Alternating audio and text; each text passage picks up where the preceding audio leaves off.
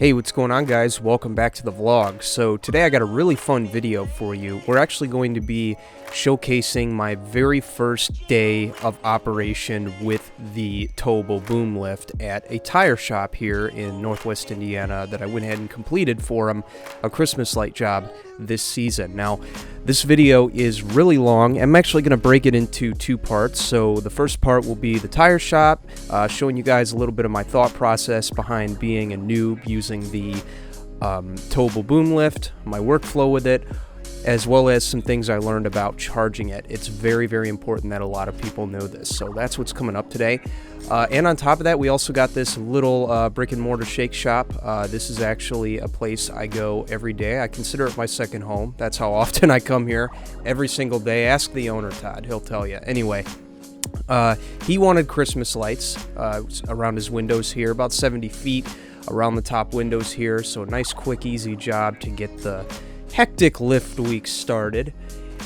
We started with all green here, and we eventually switched it to red and green, as you will see later here in the video.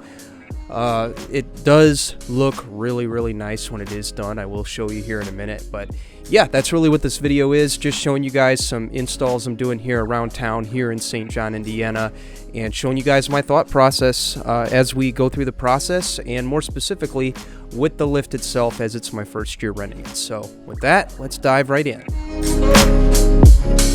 Alright, this is one of our first lighting jobs of the year. Just around these windows here. I know the owner really well, been dealing with him for a while, and we decided to see if we could frame his windows for the shop this year, and he went full bore with it when we generated a picture of what those looked like, which, by the way, that's another thing that's really helped out with Christmas light sales for us this year, is when I can generate a picture of what the house looks like before we actually do the install using ChatGPT. Doing that has closed us tremendously more sales with Christmas lights this year. But yeah, look at that. Beautiful. I mean, we have one that fell right there, but that's going to happen with hot glue. That's part of the deal that we do, though, with these lights. We maintain them, we fix them as they're up and down and in storage. So yeah, that's part of it. When I come in here, I always come in here anyway and I get my shakes, but when I come in here next, I'll bring my hot glue gun and I'll just go ahead and glue that piece right back up there. But yeah, other than that one that fell there, not a big surprise. With hot glue, sometimes they give out when the temperature warms up. It did this week, and yeah, we're gonna get that fixed. But yeah, looks really good.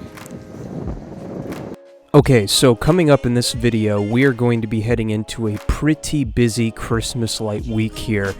This is actually about a couple of weeks ago. So what I'm doing here is I'm actually prepping for the job. What I'm doing is I'm pre-clipping and pre-bulbing some lights for a couple of light jobs that I have coming up later in this week here, so that they are ready to go when the day of the job comes around. Bulbing and clipping lights, especially if you have to do 300 feet at a time for a couple of houses, it takes a long time, takes a lot of prep work here. So as you can see, I'm here with my girlfriend Abby. She's helping me out. Appreciate her helping me here. What we're doing is we're simply pre-bulbing and pre-clipping so things are ready to go for install day. About 600 feet I had to do this night.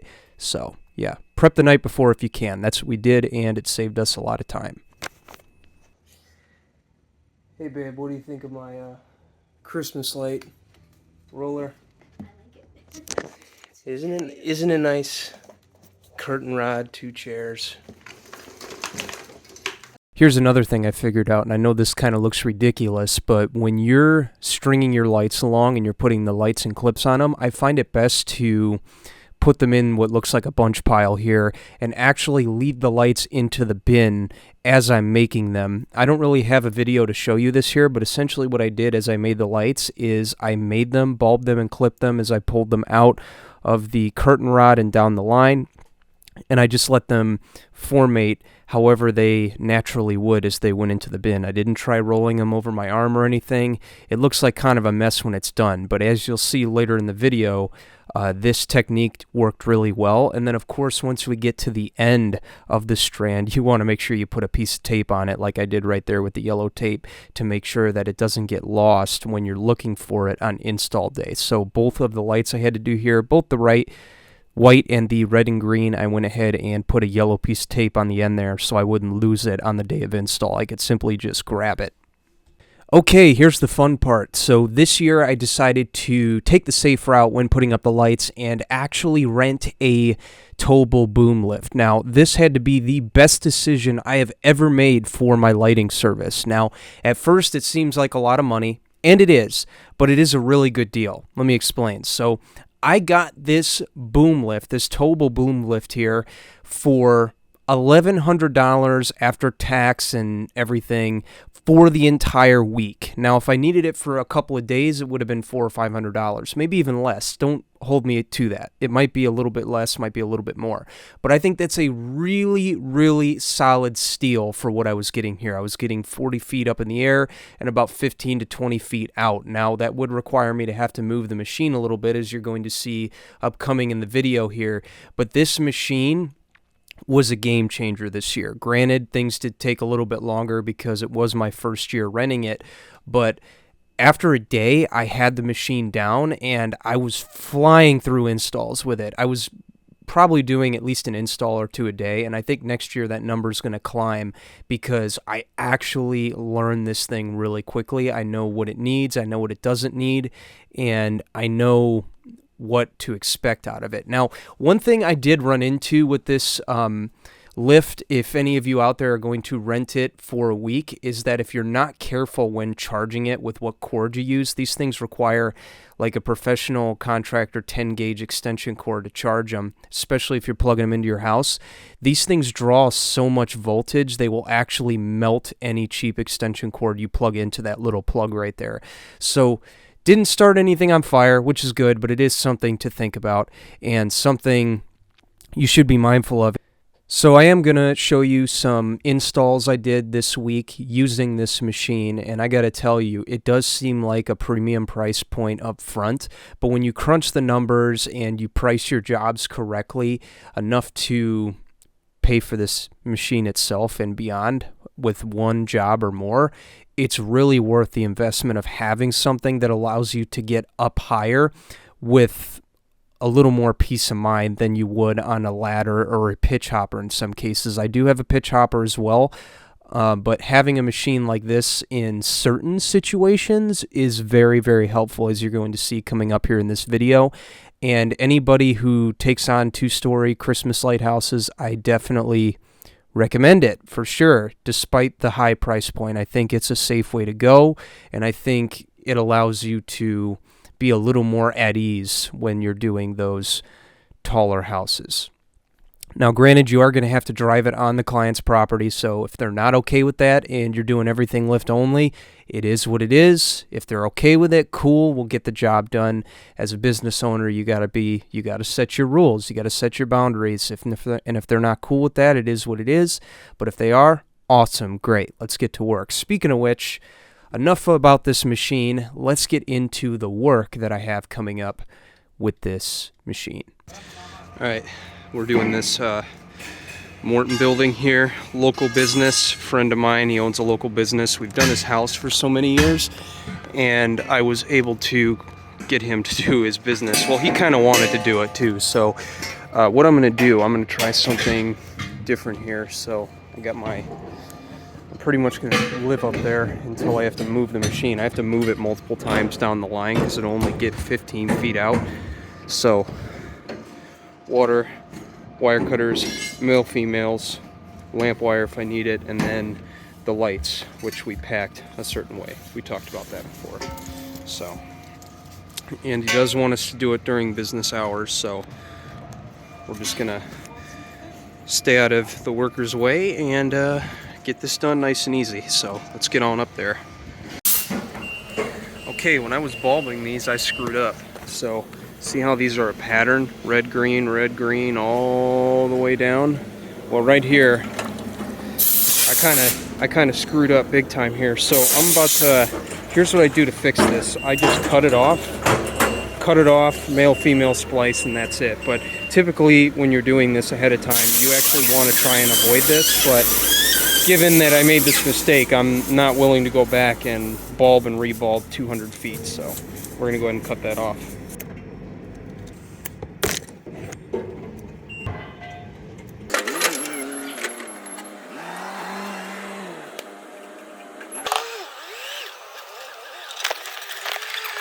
So anyone who's never operated one of these before, these towable boom lifts, they don't stay attached to the truck the entire time. You actually gotta, if you're doing a big long area like this with it, it's not like a truck boom where you can keep it connected and just go up and down. You actually gotta tow it where you need it, drop the outriggers, do what you need to do, put them back up, make sure it's stowed properly in transport mode, and pull it where you need it. So an oblong area like this, I know some might say, oh, the truck booms are better. Well, I don't have that kind of budget with where I'm at in my business right now. But these, again, you got to move them. But in my opinion, I like it. And I am a novice with it, but I really do like it. See, watch, I'm about to drop these down. And I got the hitch loosened up there. And what's going to happen here, tire brakes are on. So what's going to happen is it's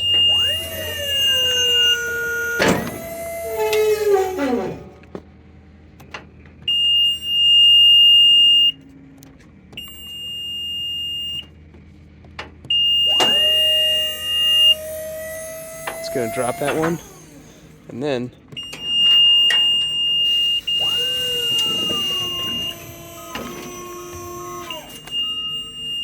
see, once these stop blinking, that means I can use it.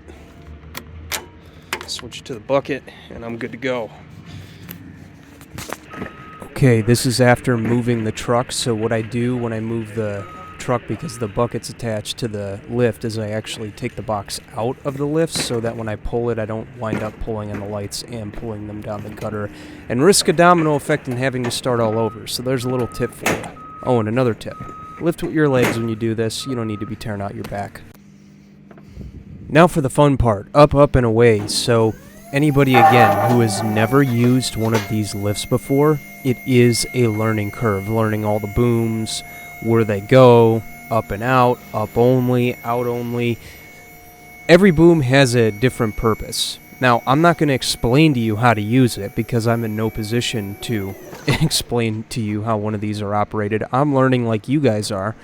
But what's cool about driving one of these is, again, once you learn it, within a day, you'll master it and you'll fly through installs like crazy. Now, the only thing that is a pain with this is the parking, but even that eases up as you use it more. And again, play around with it when you get it for the first day. Maybe bring it in your driveway, go up and down, out and around with it, see where you can get, make sure you're comfortable, and then get to work.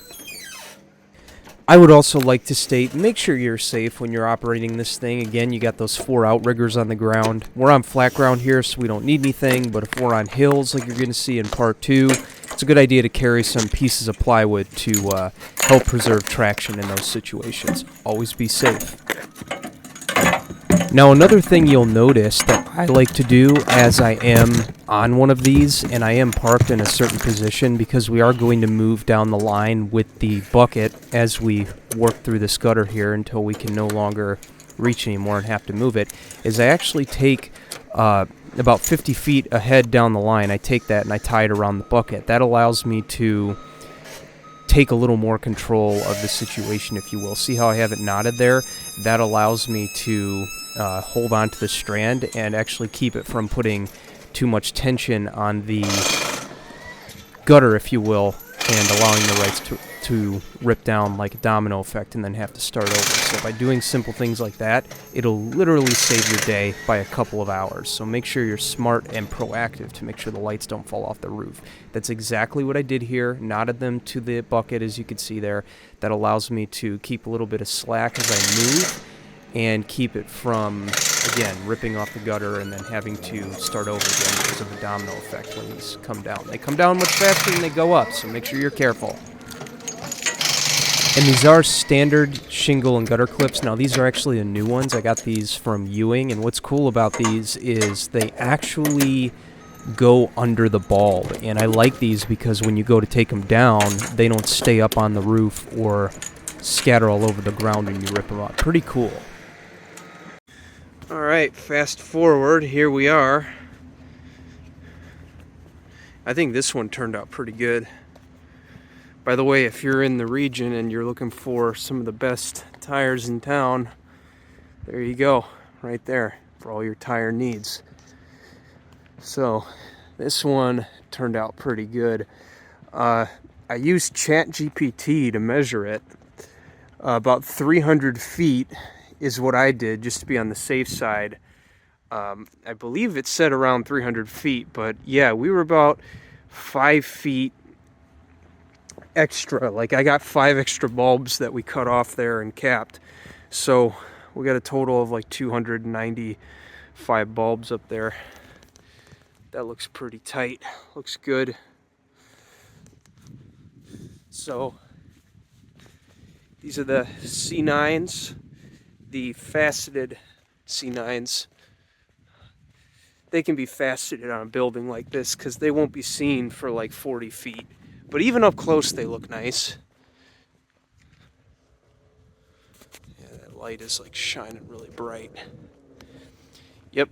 And then we did over these buildings here. Now, doing this with the lift was not hard to navigate. The only thing was having to move it multiple times to get down this lineup. And we did it during hours, as the guy requested here.